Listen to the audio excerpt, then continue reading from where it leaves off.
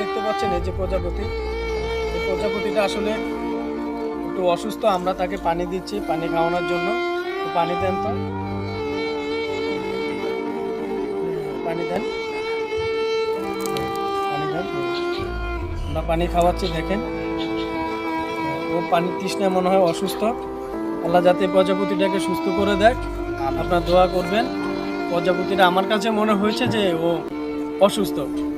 হ্যাঁ, দেখেন হাঁটছে, অসুস্থ। কিছুক্ষণ আগে দেখলাম অসুস্থ, তাই আমরা ওকে এই পানি খাওয়ানোর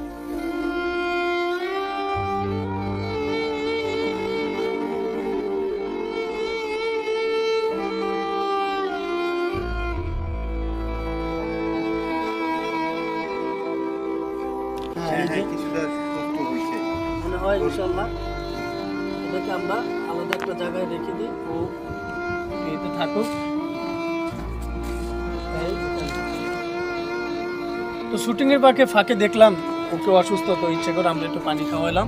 এইভাবে আসলে প্রত্যেকটা জাতি অসুস্থ থাকে, বা আপনার ধারে কাছে কোনো মানুষ যদি ক্লান্ত হয়ে যায়, পারলে তাকে কোনো ফকির বা কোনো মুসাফির বলে এদেরকে কখনো কটু কথা বলবেন না।